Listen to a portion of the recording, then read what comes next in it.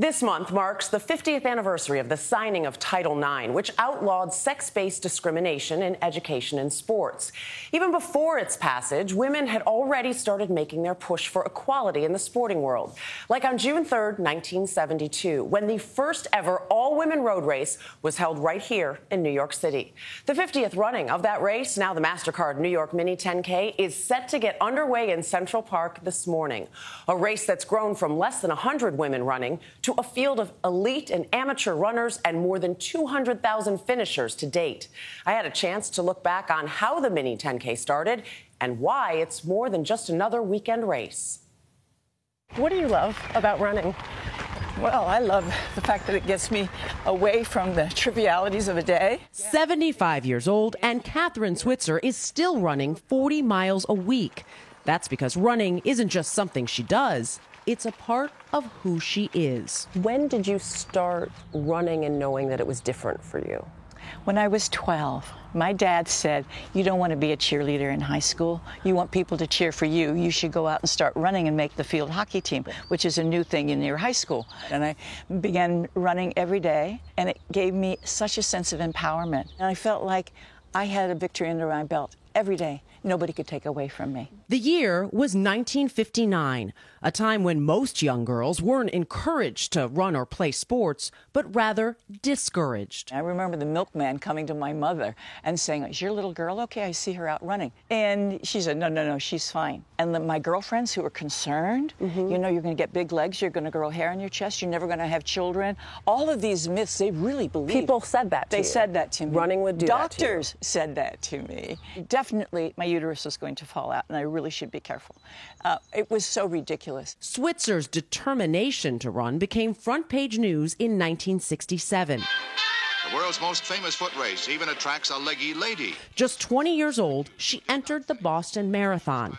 At the time, women weren't allowed. There was nothing about gender on the entry form, and my coach said, you have to enter the race. You don't count if you don't enter the race. And so I entered the race, but I signed my name KV Switzer.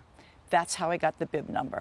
But in the race, with the bib number, the official jumped off the official's bus, furious, screamed at me, get the hell out of my race and give me those numbers, and tried to rip the numbers off of me. My coach couldn't get him away, but my burly boyfriend knocked the official out of the race instead. If I don't finish this race, nobody's going to believe women can do it. So I decided to finish the race, and that changed my life. And running. 5 years later, in 1972, women were officially allowed to enter the Boston Marathon. The publicity led to more opportunities for women, like the first ever all-women's road race, with Johnson Wax's Crazy Legs Shave Cream the sponsor. They thought, wouldn't it be cool to have a women's-only marathon in Central Park? Well, there are only about 8 of us who could run a marathon. So Switzer, fellow elite runner Nina Kusick, and Fred Lebo, the founder of the New York City Marathon, came up with the idea of one lap of Central Park, 6 miles or 10,000 meters. The Crazy Legs Mini Marathon.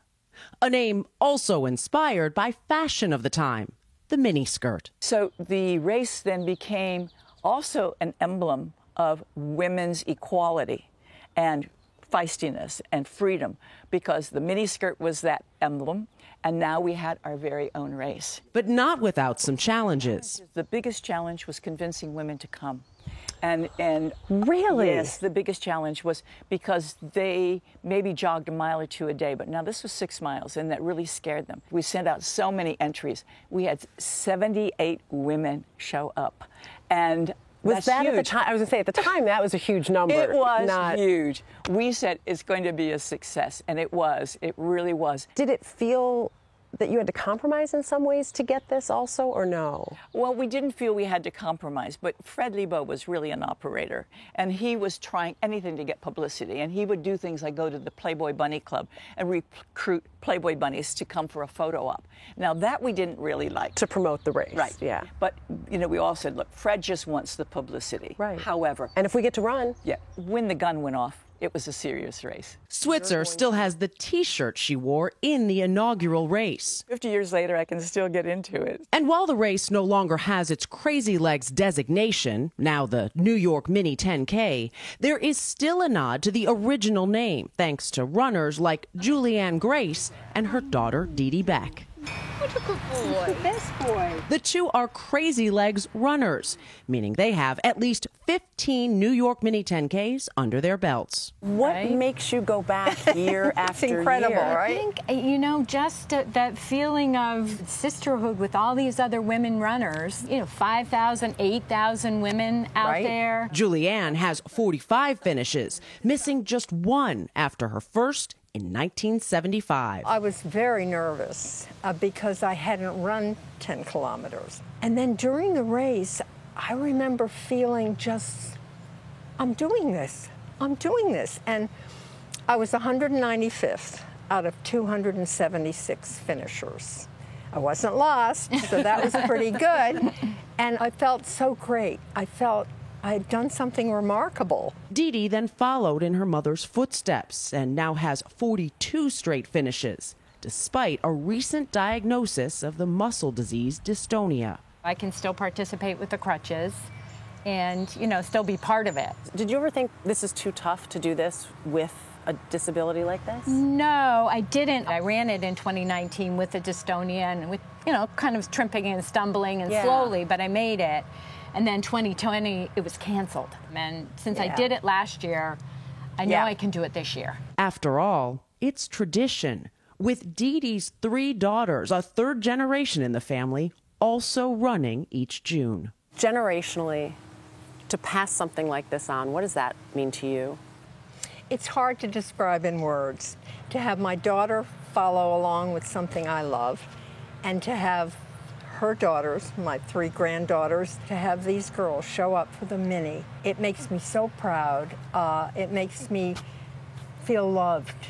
And ensures the impact of the New York Mini Marathon will live on. It's not just about running. It's about what women have achieved since the 1970s. How much women have achieved in education, in careers, in athletics. It's about women's progress through the years. I mean, that's what it means to me in many ways. It really does. It's symbolic.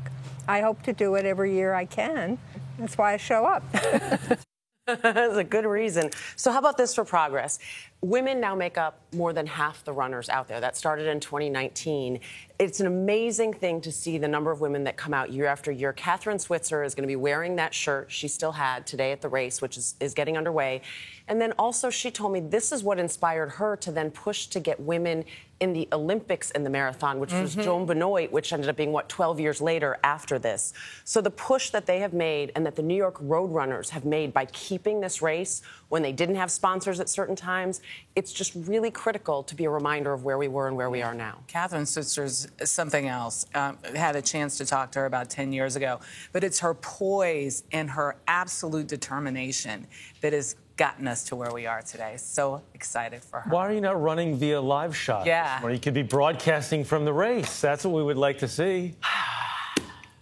I was in Boston last night. Yeah. Oh, we won't talk about that. But that is a good idea. I should have thought of it.